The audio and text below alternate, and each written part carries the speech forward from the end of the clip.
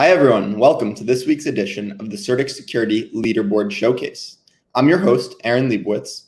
As you all saw the past few weeks, in this showcase, we host a guest for a live AMA, we discuss their work with CertiK and the Security Leaderboard, and throw in some live questions from you, the viewers. Today, I will be joined by the 10 Finance team. Before we jump in, please remember to like and subscribe. Now let's go ahead and take a look at the Security Leaderboard listing. This is what you see when you land at certik.org. As we scroll down, you can see community alerts on the right. If you hover over any of the security scores, you'll see the primitives and scoring per primitive. And as we continue down, we see more and more projects we've worked with. Now let's jump into 10's page. So 10 has an audit with us, and they have the security score live. In the security oracle, you see the 6 security primitives here. You can click into each one on the bottom to see what made that score how it is. And now let's bring on our guest today. Mr. 10, welcome. Hey, Aaron, how are you? Doing great. How about you? I'm doing all right. Can't complain. Been better, but interesting few days. Yeah, for sure. I think it's been sort of throughout the space, but especially with you guys. Indeed, absolutely. So let's jump in here. Can you start by giving us an overview of 10 Finance, your role on the team, and sort of how you guys came together? Sure. So basically, 10 is the short for the Token Enrichment Network, and we're simply looking to simplify staking and yield farming as an optimizer by utilizing the most liquid BSC liquidity pools available, while providing robust yield earning environment to the market while adapting to daily liquidity needs of different pools. I myself come from a Wall Street background. I manage money for institutional clients, larger hedge funds and family offices that allocate money to smaller guys like us. Even though we manage about 150 million, we would manage money for institutions. Did that for about 15 years up until 2015, and where I decided to go into fintech, more on the development side and working with the mobile payment sector. And just kind of, which was a direct lead into cryptocurrencies coming from trading commodities myself. My role within the 10 ecosystem is essentially being the face of 10. Well, not necessarily face, but the go-to person where I'm one of the guys that's helped build a relationship with the community, along with our team with regards to trying to bring innovation and knowledge to the markets, to this infant markets of the cryptocurrency era that we're going into. That's a pretty mature but common path we've seen from Wall Street to fintech, especially mobile payment side of fintech, eventually to crypto. Absolutely, and this is where I think evolution of finance and traditional finance is heading into, and decentralized finance in particular is going to be the new era of banking. And banking as we know it today and yesterday is definitely going to be different from tomorrow. I agree completely. I'm a big believer in the Web3 revolution, and that we will see a complete overhaul in the banking system in the next few years. Absolutely agree with that. So as someone who works in the security side of the crypto space, a big question for me when I was reading about you guys initially was, how do you choose which projects to onboard, which tokens, which yield farms that have high enough sort of standard for you guys? Is there like a scorecard, like an underwriting model? Is there a checklist of things that you need them to meet? Is it more bespoke and case by case? For us initially, at least as we go live and as we're doing so right now, was to pick and choose farms or liquidity pools, I should say, that are one, liquid and have volume. Because if a farm has a certain amount of assets that are parked there, but there is no liquidity and there's no volume, that poses a higher risk. So for us initially, we literally just went down and from the top 20, 30, just chose a few 15 to 20 that we're going to be launching with. Mm-hmm. And we'll be doing so, in the same manner with regards to different I guess, farms that will be going, or AMMs, I should say, that will be pinpointing to as an optimizer. Got it. That makes sense. And so you've in the past described yield farming as the Wild West in crypto. Now, for traditional finance people, crypto is the Wild West. But I agree, in crypto, yield farming is very much the Wild West still. Some of these farms that we've seen have high liquidity and have thousands of percent APY. But, I mean, there's a reason for that. It has to be counterparty risk among other risks. Can you speak to your thoughts on those farms, on why they can offer that, what the dangers of those might be? Sure. I mean, to be honest, it's human nature that we chase the highest number, because human beings are taught that the larger the number, the better and bigger. And just because of that, the higher the APYs, the higher the risk. But also, which is why a lot of times with these high return APYs, there's quickly diminishing supply. And longevity isn't really put into mind when a lot of these other farms are coming out. It might be great for 10 million or 100 million APY farm coming out, but will they be here 2 weeks, 2 months, 2 years down the road? And that's relative to the project itself, and also the market.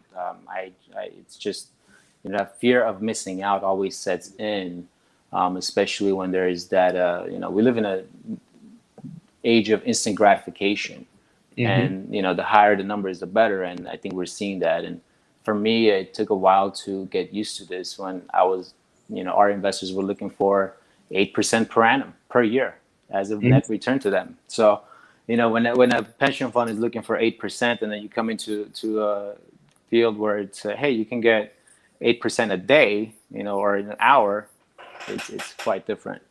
Yeah, for sure. Almost a culture shock. Absolutely, 100%. So yield farming has been a very recent innovation in DeFi. What steps do you think need to be taken for the maturity of yield farming to sort of establish itself as a constant pillar of Web3, of DeFi, of the financial revolution we spoke about? We saw lending protocols go through a lot of maturity between 2017 and now. What do you think we're going to see here? I think, to be honest with you, first and foremost, we need better education of what decentralized finance, and in particular yield farming, is. I'll give an example. A couple of my friends have asked me to explain to them what yield farming is, and it becomes difficult, and I get tongue-tied even now trying to explain it. So I think for further adoption for the masses, education is one, but also it goes hand in hand with the UI UX of the entire ecosystem, right? And I always kind of compare this to the whole smartphone thing, right? And smartphones were around a full decade before iPhones and Android operating system phones came out. Blackberries and Palm Pilots were there literally in 2000, 2001, 2002. But the reason why they didn't get adopted by everybody else was simply because of UI UX. My grandma, she's 85. She uses an Android. She knows how to text and check emails. You couldn't do that with a Palm Pilot or a BlackBerry alone. No, for sure. Also, as a product manager, UI UX is a big pain point for me in crypto. It's something I frequently point to as stopping adoption today, or a hindrance to adoption. Right, exactly. I've got a live question for you here. Sure. What are the advantages of your project compared to other similar projects? Is there any unique value props? I think for us, compared to other projects, like at the end of the day, we're all yield optimizers. I mean, there's several in the market already that we're all aware of. With regards to the difference between us, we do have a fairly large roadmap planned ahead with regards to some innovative YieldX suites of products that we're going to be coming out with over the next couple of months, along with the rebalancing, I guess, into different pools simultaneously, and just going into different chains seamlessly, maybe hopefully a lot better than how our transition into the BSC ecosystem has been, given this week's been fairly congested overall. Got it. Makes sense. A lot of people in the chat right now are asking about the APY showing on your website. I believe there was an issue with that. Would you like to go ahead and speak to the chat about that? Yeah, unfortunately, when we pushed out this morning and due to the BSC congestion, the calculations weren't being done properly, but I believe they're doing okay now.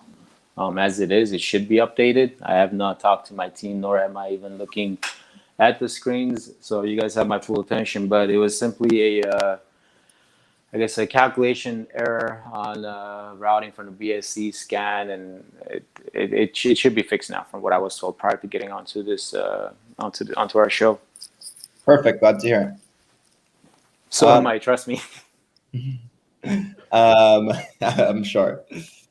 Which tokens are you going to be looking to work with in the future? Can you give us any insights, any names, any hints? In terms of onboarding new pools for farming. There's a few things that are in the works which we cannot yet disclose. But obviously from a farming perspective, we're pointing all of our initial farms or as an optimizer to PancakeSwap, but there's also others that we'll tap into.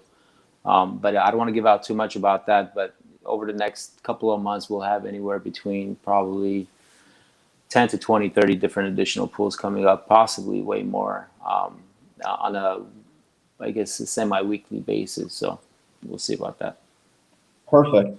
A few people in the chat are asking questions about, technical issues with your platform. Can you point them to where they can go to ask questions about that? Your Telegram or whatever. Yeah, to be honest with you, we've got a great set of team that are actually, I think they've been answering everybody's questions on Telegram. That's probably the fastest, quickest way.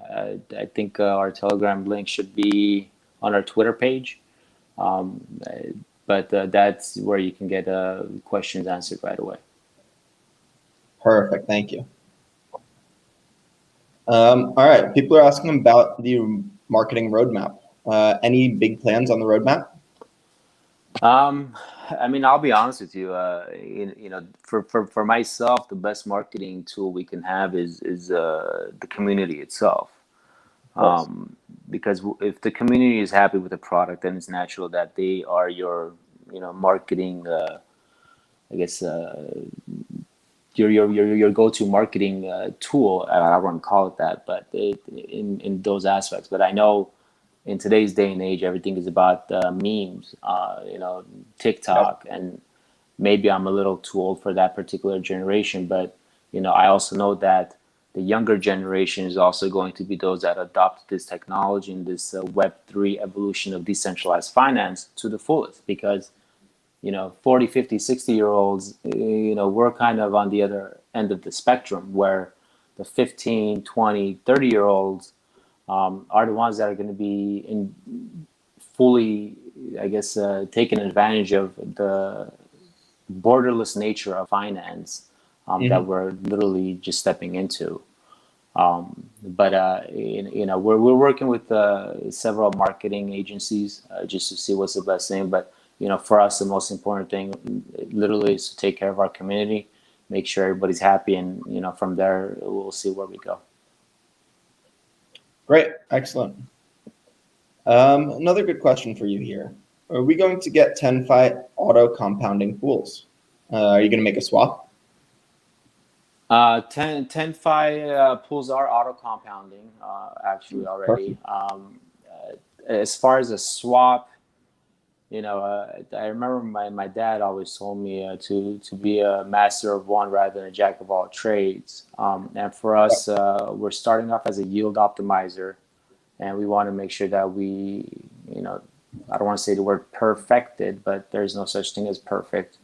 We want to make sure that we set forth with regards to what we're doing, and as far as a swap or being an exchange, possibly later on down the road, but not in the immediate future. Got it. I definitely respect that approach to really flesh out one side of your business before you try and do everything at once. Absolutely. So Circle recently launched an institutional focused USDC lending platform. something between like 7 and 10% APY. It's a huge innovation for institutions, especially someone with a Wall Street background like yourself will understand that with fixed income where it is, it's very difficult for institutions to justify holding that on their balance sheet or even dollars. Do you think we'll see institutions start adopting and engaging with yield farming in the future to take advantage of these high interest rewards?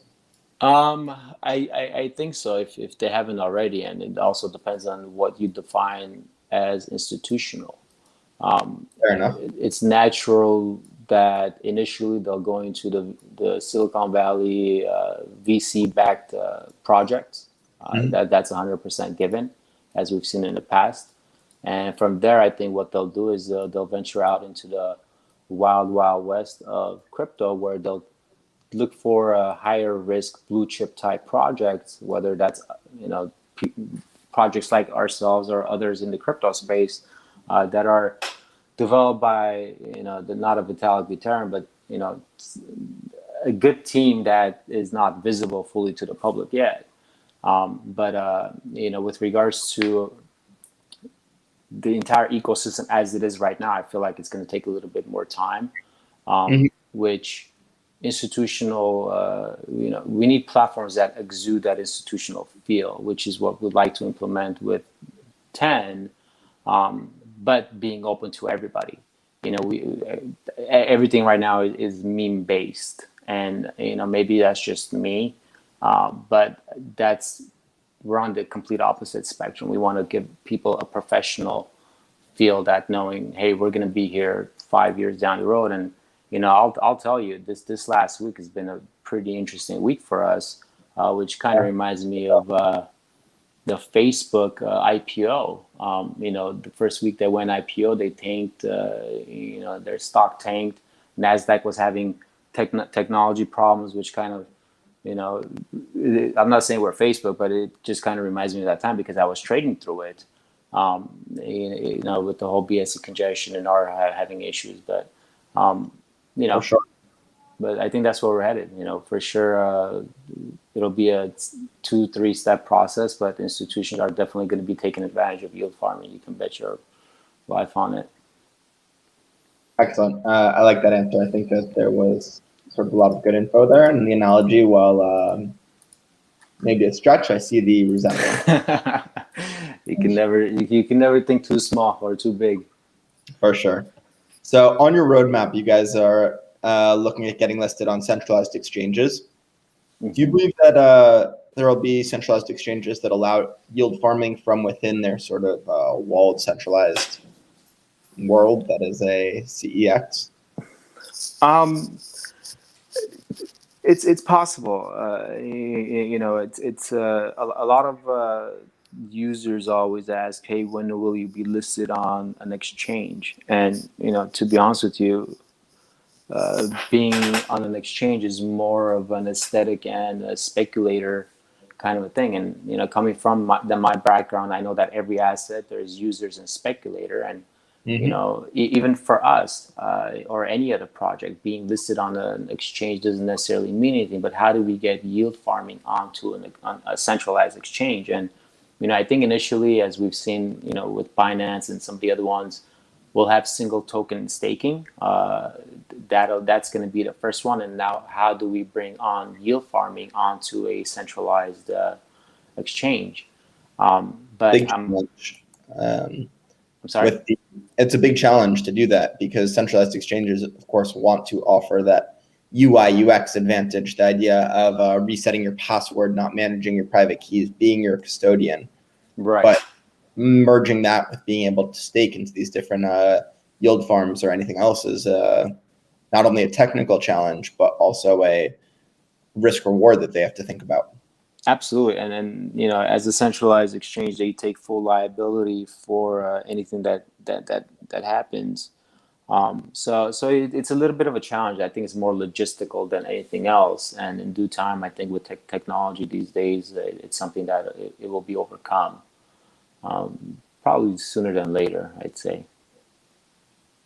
Yeah, I definitely agree with that. I think in exchanges I've spoken to, something that they've been looking at for a while, trying to figure out workarounds for. I think there's an exchange or two that's actually offering some limited usability with that. But I don't want to name anyone because I'm not 100% sure. All right. Move on. Can you speak to your work with CertiK? How did the audit process go for you? How was it? What drove you to onboard Shield and Skynet Solutions? Sure.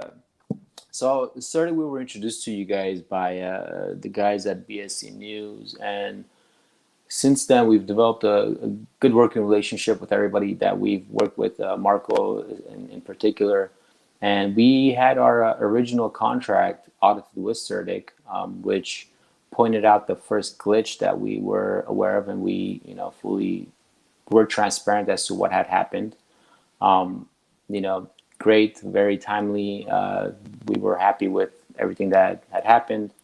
With our audit, the shield to us is important, primarily because it brings protection for our users that they can participate in, and which we're actually going to be raising over the coming weeks as well.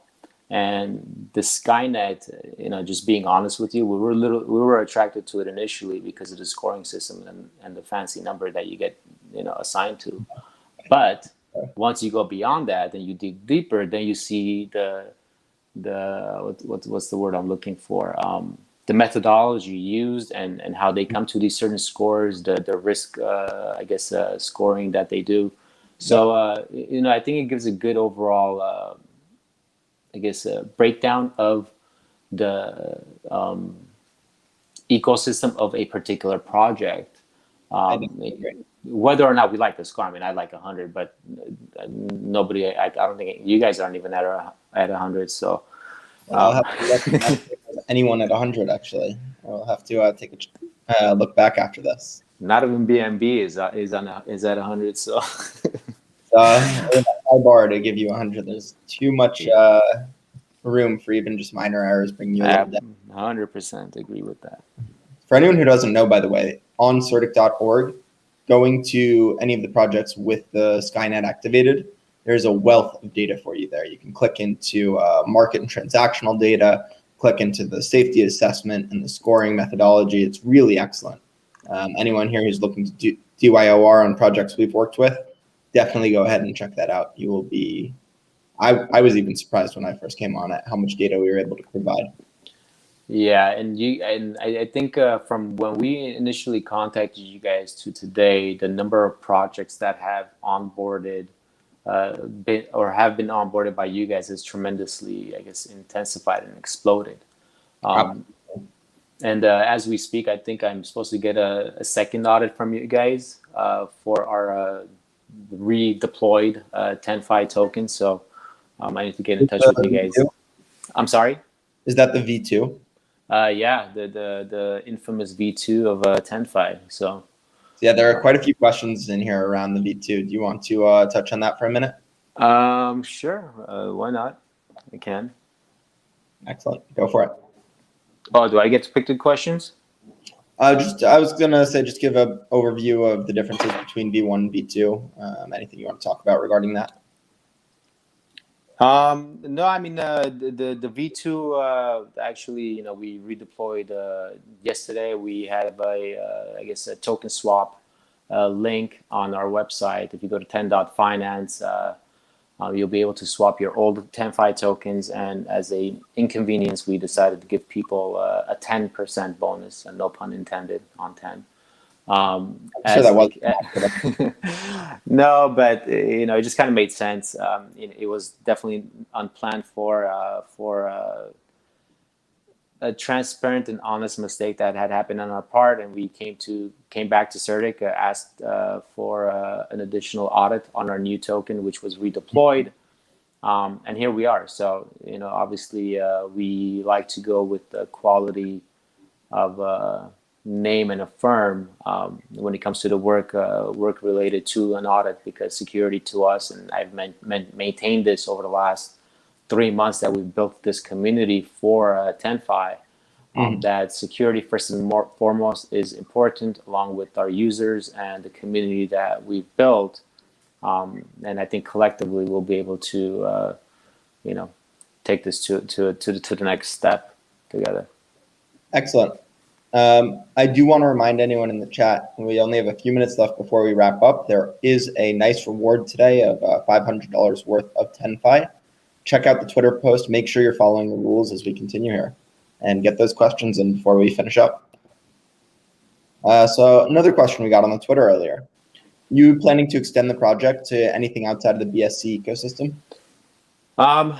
Absolutely. And if anybody knows our story, initially we started this back in November, which feels ages ago, starting on the Ethereum network, to be honest with you. Then we were ready to deploy, came early to mid-February, gas prices were skyrocketing, and BSC was the natural second choice for us at the time when we started. And we decided, why are we going to go to Ethereum where only a certain few can transact in yield farming, where we can go to BSC? So we made the switch over to BSC, and I think over the next several months, there's quite a few on our calendar. I guess Solana being one, Hiko being another, Avalanche, Cardano possibly, and Tron. It's easier to transport into. I mean, Solana may be the hardest one, but to transport into anything outside of Solidity for now, but it should be something that could be accomplished with some of these. Oh, and Matic. I forgot Matic too. Got it. Very cool. Somebody's asking here, for V2, is 10 having an audit again? I think we already covered that with a yes. Yes, we should have it today. So if Marco's listening, help. Marco was actually on here 2 weeks ago, I think, as the guest. Yeah, I saw that video. Yeah, it was definitely a nice chat. Lots of questions for him around projects he's working with. I can only imagine. Mm-hmm. At a higher level, somebody's asking about your aim and vision and steps to make that a reality for the sort of, I guess, final expansion of TenFi. I personally think decentralized finance is going to evolve over the next several years in many different ways. And as a yield optimizer, I feel like we are primarily positioned to tap into this particular market by basically going into several chains, so going cross-chain, and providing people with a robust environment with liquid assets that they can, safely feel that their money's as safe as a bank, although banks aren't, that safe anymore, depending on where you are in this world. But for us, I think as an optimizer, we get to pick and choose who we can work with. Expansion can be and will be a lot quicker, and whereas we can provide added benefits to our user base and also to the farms that we're working with. But obviously lending and borrowing through our ecosystem is a big thing, which we're working on, and also the YieldX suite of products that we can be bringing on, and hopefully we can implement a cross-chain, a utilization for that particular, a suite of products. Mm-hmm. That makes a lot of sense. Before we wrap up here, anything you want to tell the community, maybe point them to your socials, anything like that? No, first and foremost, I since I have everybody's attention, or I hope I do, I'd like to apologize on behalf of the entire team. And although some of the things were not directly related to us, I'll take responsibility for it. We are working on making sure that going forward, everything will go in a seamless and a smoother transition. Everything should be up and running as it's supposed to be. I have not checked with my team, but I will after this. We're thankful and grateful for everybody. Follow us on Telegram and Twitter at 10Finance everywhere. And thank you guys. Thank you, Aaron, for having me on. I appreciate it. Yeah, absolutely. And we're glad to be working with good quality individuals and firms like you guys, and only to for further expansion together, hand in hand. Excellent. Love to hear it.